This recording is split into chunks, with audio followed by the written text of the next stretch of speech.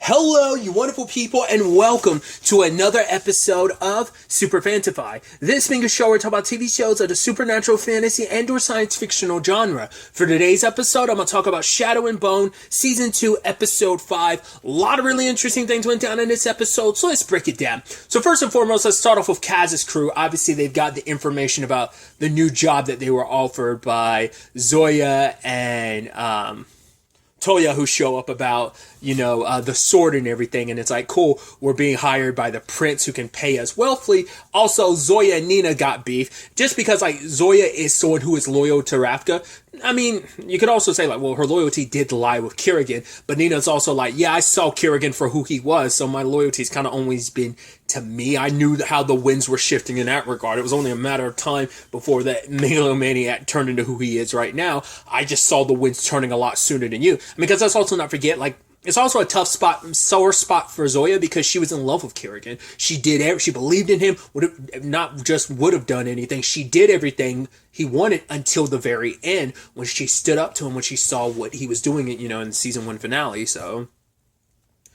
But, obviously it's this job, we're looking for a sword that's needed because it's, you have Alina back in, East Ravka, but you have Kaz being nope, let's keep Inej away from this. And I love that later on, it was actually Jesper who ended up telling her about the job, but it's why would Kaz not want me to know about a job that's involved with the Saint? After all this was all said and done, I was supposed to go to Alina's side. Oh, granted, the only reason why she didn't, because I think, it hasn't been that long, but two, since she got her freedom and everything, and Kaz kind of, quote unquote, cut her loose, she doesn't know where Alina is. Now she has a better idea, but it's why not Kaz let me know? And then I love Nina saying it bluntly. It's he'd rather push you away than tell you how he really feels. And she's wait, should I not have said that out loud? And Jesper's I love that you are the one who did. Because it's right, we all can kind of see that. Once again, I don't think Inej quite sees that because, and even Jesper says right, none of us in this group are very good at really conveying everything. It's there's so much stuff left unspoken, unsaid.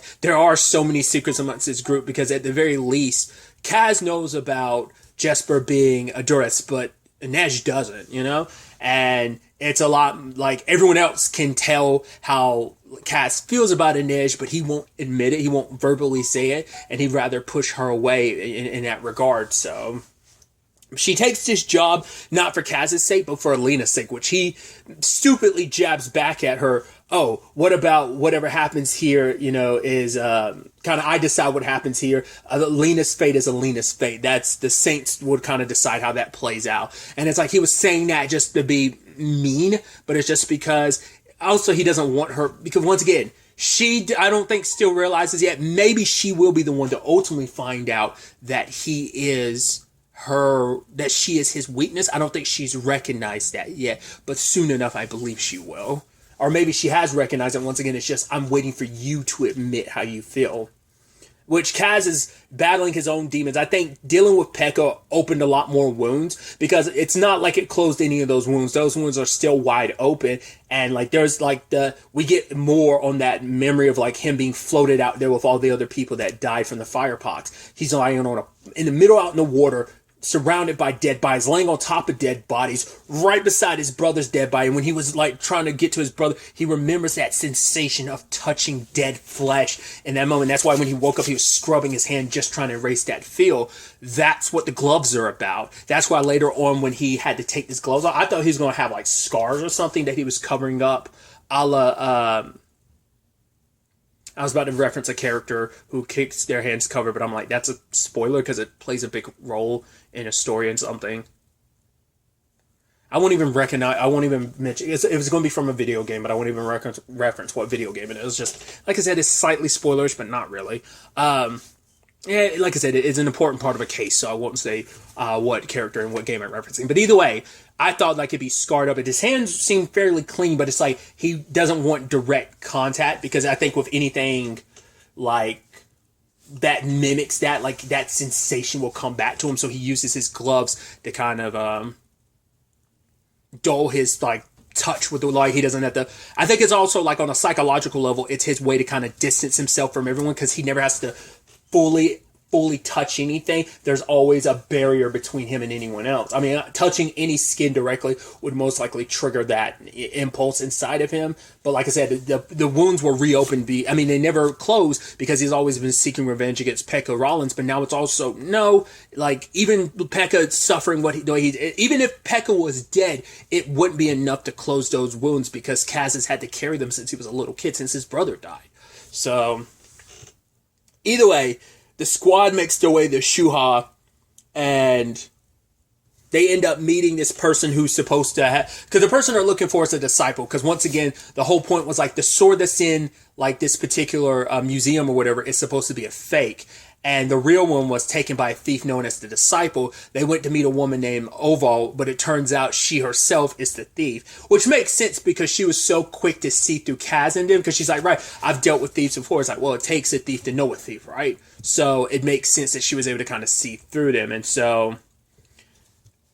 he ends up bumping into the lady who has tea, and like the warmness of it, and because once again he's not wearing his gloves, it sent him in overdrive. And rather than fully following the disciple like he was supposed to, they didn't know this at the time. Well, Kaz had figured it out, but no one else had. When instead of following her directly, Inej came back for Kaz, she's like, I couldn't leave you in this state, and brought him back his gloves. Because she never sees him like that, but I don't know, she probably doesn't know the reasoning behind it, but maybe she knows that that's kind of a trigger for him, and like he needs his gloves to feel okay and just kind of disconnect from the world again. But yeah,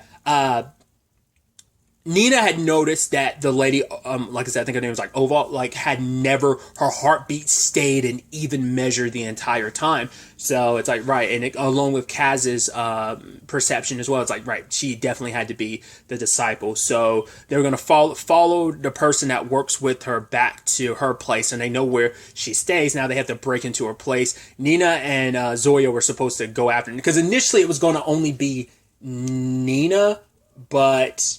no, it was supposed to... yeah, because Zoya was supposed to be there to help them with the thieving part, but Zoya's like, no, I'm a soldier, not a thief. And I love Toya's perception of like, yeah, there's not as much difference as you think. And I guess it makes sense considering like, well, he's kicked it with a prince turned pirate, so...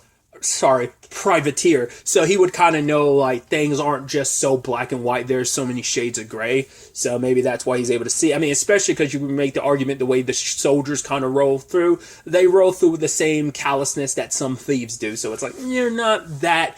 And also, it's also that superiority that Zoya kind of has naturally. I think being a Grisha and the soldier on top of that added to it.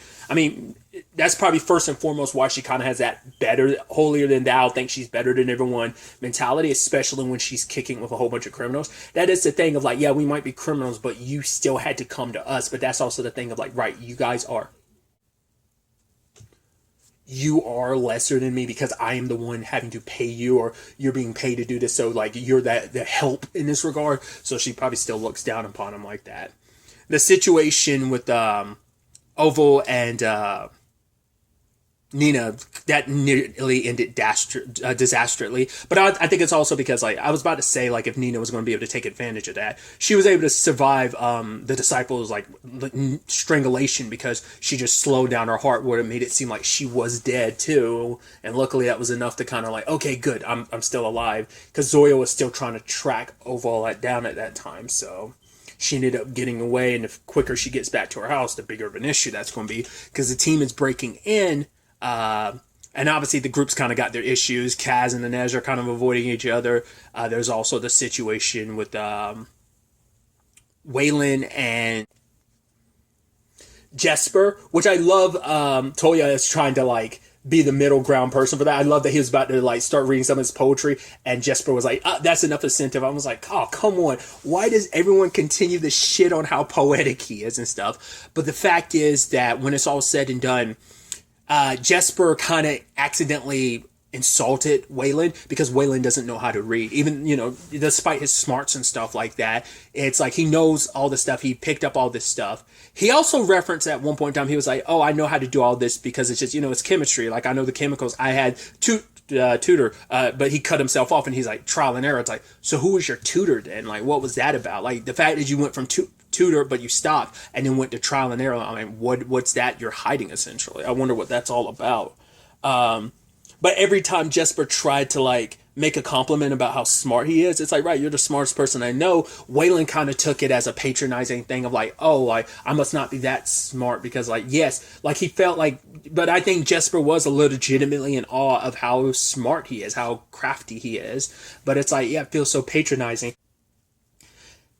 Because Waylon talks about it as a shame, and I think it's because from Waylon's perspective, he feels like it is, he's like, you don't get to tell me how I should feel about my Shane, because it's like, yes, he is smart, but everything he learned, he had to learn for himself, and he doesn't have like the actual more traditional education, I guess, in that regard. So he probably grew up on the streets and kind of had to make do on his own, and his tutor probably only taught him what he needed to know how to potentially survive, but he doesn't have like a education enough to know how to read. So it's just Jesper keeps saying the wrong thing.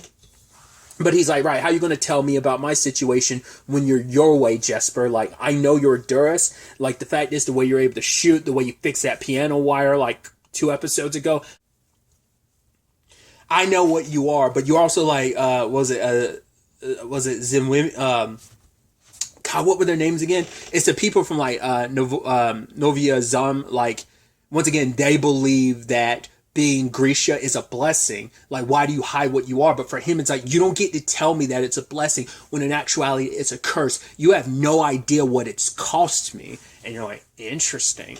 Cause why would, I mean, cause also like, cause if he was a Grisha, you know, I mean, think about Alina. Like, Alina didn't want to be found as a Grisha because she knew like she'd be taken away from Mao. So it's probably, I mean, who knows? Because the fact is, he's not in the second army. And everything, that makes you go like, okay, like, the fact is he is hiding what he is. I mean, Alina hid what she was. She didn't know for a fact, but he knows what he is, and he's kind of hidden it away. So there's definitely got to be more to that, and I think that's going to be so fascinating to kind of dive into his past, especially as we've dived a lot more into Kaz's past this season. So it'd be interesting to find out his motivations for why he's hidden what he is. Like I said, I think at this point, the Kaz is still the only one who knows, not unless Inej has figured it out, but she just hasn't said anything.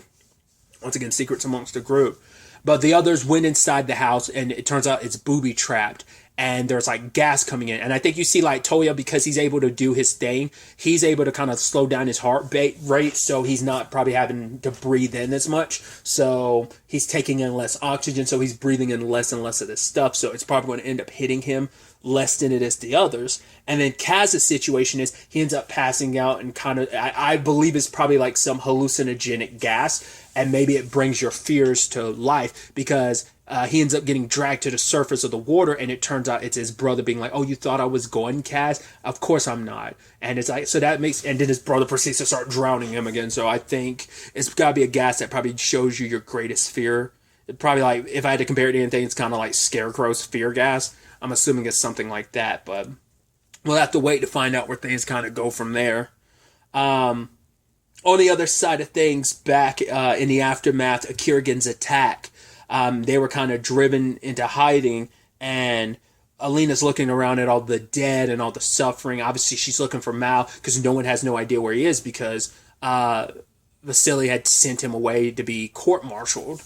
Luckily, he found his way to them, which I thought was so surprising. Then there's also Bagra and Jinya showing up, and Jinya, you could tell she was hiding herself because she felt shame. The last time her and Alina talked was when Alina found out she was made sure that Mao's letters never got to her, and also were keeping her letters from Mao, because it was her way to finally escape the king and stuff like that. Obviously, I actually really appreciate the fact is that Alina still embraced her, because Jinya was a good friend, was the only person she could really trust at. Like, was one of the first people she trusted at the little palace. So it meant a lot to her seeing her again. It's like, right, all that you've done to get here, and also what David had said, they weren't sure if Jinya was still alive. So it's like, there's a relief of like, okay, despite what you did, I didn't want you to die by Kirigan's hands. And it's like, wait, he did this to you? And obviously, Nikolai knows who she is. It's like, oh, you're the one that poisoned my father. But it's like, you've been away from the castle, so you don't know what your father's been doing. And it's like, he forced himself on you? And it's like, yeah. And later on, his mother confronts Jinya, being like, right, you have to arrest her for what she's done. But like, Jinya was like, what about you? Like, you knew what he was doing. Like, you know how I ended up poisoning your husband? Ask me how I did it. I put poison on my body, and every time he touched me, every time he kissed me, he ingested that poison more and more. The only way he would have, like, he would still be alive right now if he had just left me alone and never crawled in my bed. If he wasn't the predator that he was, taking advantage of me, assaulting me, he wouldn't be in a position he's in right now. It's like, you knew what he was up to and you said nothing. And that's also why Nikolai was, I'm not going to punish her for what father did. You are the queen. You are supposed to be the mother of Ravka. But it's like, oh, she's a servant, but you're a mother to everyone. Grisha, if you're Ravkin, I'm supposed to be your mother. And so the people of Ravka, Grisha or not, are supposed to be like your children. You weren't there to protect her from father's, touch and everything. And he apologizes, but for Zoya, it's like, what's been done to me can't be undone. All you can do is prove that you won't make the same mistakes as your father. And that really resonated with Nikolai. And I keep making these references over and over again. Once again, if you've never played the games, they won't mean anything to you. But if you've ever played the Trails games, any of them, but specifically the Cold Steel games, but any of the Trails games show you who he is. It's Oliver. The more I was worried, I was like, is Nikolai not going to end up being like Oliver? It's like, nah. True Blue, it's like, nah, he's a good guy. He's a good prince. He's definitely not his brother. He's going to be the more rational person. He will be the one that I think in the end will be able to unify Ravka. But yeah, like, he's definitely like, I'm like, okay, you're definitely on the, because I was worried. I was like, please don't let it be revealed that you're not a Prince Oliver. It's like, nah, you are just like Prince Oliver. So once again, it's a reference that if you've never played the games, they won't mean anything to you, but still.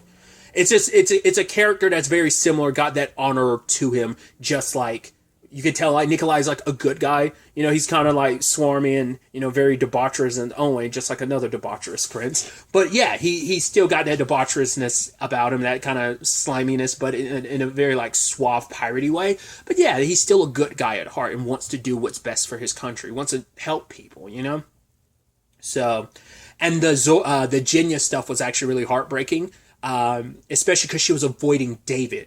She didn't want to be around him. And even you could hear like the manner in which she speaks, because she lost all her confidence. Like, everything was taken from her by Kerrigan. What he made her do as to get close to the king, and what he did scarring her face. Like, it's just, she, especially around David, considering what they have, like the fact is they have feelings for each other, but nothing's happened of it yet.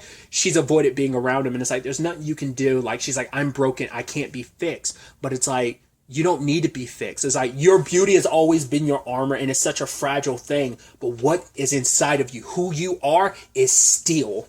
And the fact of the matter is, that does not need to be fixed. You do not need to be fixed.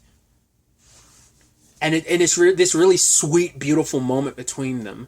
And it's like, how did you find us in the first place? And it's like, she's like, because Bagra like gave me an amplifier, and all I had to do was listen for a heartbeat that was all familiar. And it's like, she followed his heartbeat, and you're like, oh, that's so beautiful and that's so romantic. I was like, that's actually really sweet. And just like them like kissing, because I think especially because Jinya is just kind of like, right, like, especially when the queen said like, right, your outsides now match your insides. Like, I think that really did strike a chord with Jinya, because it is a thing of like, she probably sadly like did like feel like, right, without my beauty, like I'm horrible, like I'm afraid of, because she didn't want David's pity or guilt. But he says at the end of the day, regardless of it all, he's like, I ran through the variations. At the end of the day, I should have never left you. I should have stayed by your side, because she's telling him he did the right thing by leaving, by getting his message to Alina. But it's like, if I hadn't done that, you wouldn't have gotten scarred the way you did. So, but I just thought that was kind of such a beautiful moment between them, which is sad because like there's obviously issues between Alina and Mal this episode, because he finds his way to them, and Alina's dealing with,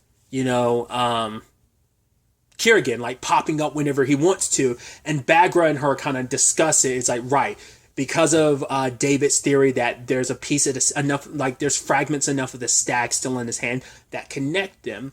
And because this is what I was wondering too, because I was like, this isn't just some like, oh, I'm like mentally there. I'm, you can visually see me and hear me, but I'm like, also he can touch you. And the fact is, once again, he extinguished that candle, and I'm like, whoa, how are you able to do that? This isn't just in her head. You were able to physically, like, that bond is so strong that even though you're not physically there, it's you might as well be, I guess it's almost like Freddy-esque in the regards of if you die in your dreams, you die in real life. Say like, oh, Freddy scratches you in your dream. When you wake up, you're gonna have that scratch on your face. I think that's how, I know the dying aspect, but I think if Freddy wounds you, it still carries over to the real world too, right? I think it's kind of a similar principle. I guess it's, speaking of, since we're talking on, Netflix, I guess it's very Vecna-esque, since Vecna is essentially the Freddy Krueger of the, Stranger Things universe. But either way, Alina tried to reach out, get close to Kerrigan, and destroy that connection. But the problem is that Mal kind of interrupted her and she lashed out at him. But it's like, to be fair, your power was surging and you were going to bring the whole roof down on everybody. Like, you're in a very confined space. But she yelled at Mal, and it's just kind of like, oh, like, you broke my concentration. And she kind of got on him about like, how are you so okay? You just accept everything, the engagement and stuff. Like, he's like, it's been hard for me. She's like, oh, you just been like walking lockstep with me. But he's like, we haven't been in sync. We're not walking at the same pace. You are always meant for more. The fact of the matter is, you've been basically bulldozing ahead and you're expecting me to keep up, but I can't. Your destiny is your destiny, and that's not mine. I'll do what I've always just, keep the same thing of like, yeah, I'll do everything I've ever done for you. You wanted to get the sea whip. I got the stag for you. I got the sea whip for you. I'm trying to find the firebird for you. I'm making sure that you're able to get this sword. I'm doing so much, but it's like, yeah, let me just stay in my lane of that's what this is all about. That what we have because the whole point was, right, you've got Ravka to look after, the choice of like trying to lead the second army. You've made all these decisions bulldozing ahead, not really kind of thinking about me. And it's like, oh, I wasn't here for you. It's like, because I'm continuing to do stuff for you. Plus, I was almost sent off to get court-martialed, And obviously Alina's up, because I think it's just the Kerrigan stuff kind of got underneath her skin. And talking to Bagra, she finally let it out. And it's like, whatever it is, instead of holding on to it, you need to confront it or it will consume you. And for her, it's Kerrigan. Like, for the first time when she got the sea whip, she kind of felt like her powers were finally her. It's like, this power was angry and it was kind of out of my control, but it was still mine. Because everything related to the stag feels like it's connected to Kerrigan. But the moment she let him into her thoughts, it's like the moment she was trying to shut down the fold is when it hit her that she was just kind of like, right, Kerrigan got in her head. And for her, it's like, truth be told is, ever since the stag, she's never felt like he's left her. She's always felt him.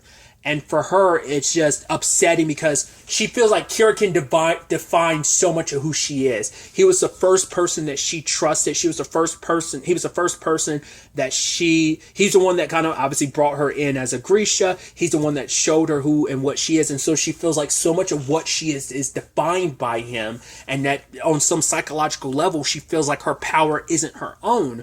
But when it's said and done, Bagra, it's like, you are who you are in spite of him. Because my son tried to come after you again and again, but you were just some scrap of a girl. Yet you, out of anyone, stopped him again and again and again because you are stronger than him. You have a stronger will than him, and you need to embrace that. And Bagra points her in the right direction of getting the Firebird because she's like, until I get the Firebird, I don't know if I'll be strong enough. Which is like, yeah, combining two amplifiers, I would have given you the grief. I would have lectured you about it, but we're well past that at this point in time. So I can point you in the direction of the Firebird. So now she has to go off and do that. She's leaving things in Nikolai's hands to kind of hold down the fort, and try and figure things out. And she ends up giving him back his ring, and he gives her his lucky compass. It does seem like maybe Nikolai is falling for her, but it is a situation of I need to be here for Ravka. I have to prove that I am doing what I'm doing for Ravka. Say, even to the point that he's telling his mom to go into a convent, and it's like, she's like, but I'm the queen mother, and the fact is, you are.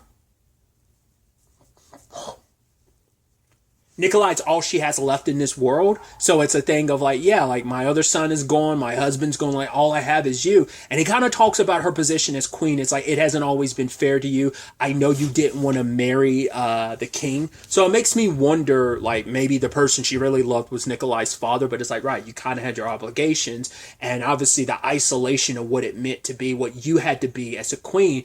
I get it. You were put in some effed up situations, but it doesn't justify the decisions you've made. The choices you made are yours to have. So you have to deal with the consequences of what you made. And like, you can't be around, because if I want Ravka to survive, I need to lead us in a new direction. You are you are part of the systematic reason why Ravka is the way it is now. You are sadly like a representation of the kingdom, what it was, and I'm trying to be a representation of what the kingdom could and should be. So that was kind of a hard decision. But I also, like I said, do feel like he potentially has started developing feelings for Alina, but he also knows how Mal feels, and it's like, I don't want to get in the way with that. Like, we both, like, he's like, Mal loves you. He's like, even I can see that. So how that plays out going forward, we'll see. And once Mal helps her find a Firebird, what happens beyond that?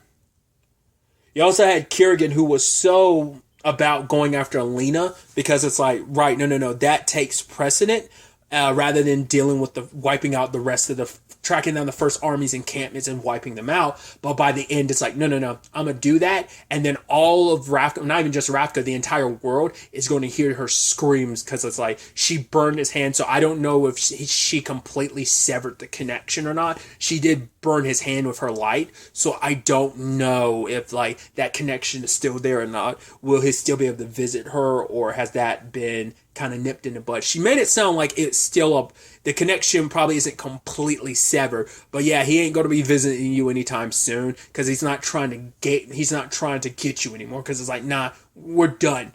We'll probably, if he tracks her down, he'll probably try to take everything that she has, maybe her amplifiers and her power, and make it his own. But yeah, it's no more like, instead of you ruling by my side, I'm just going to probably use her as an amplifier going forward, as like taking pieces of her and making her into an amplifier for himself. So we'll definitely have to wait to see where all of this ends up taking us. It's going to be interesting to see what happens next episode with all of this.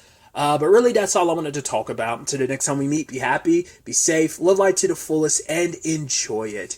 Good day, and goodbye.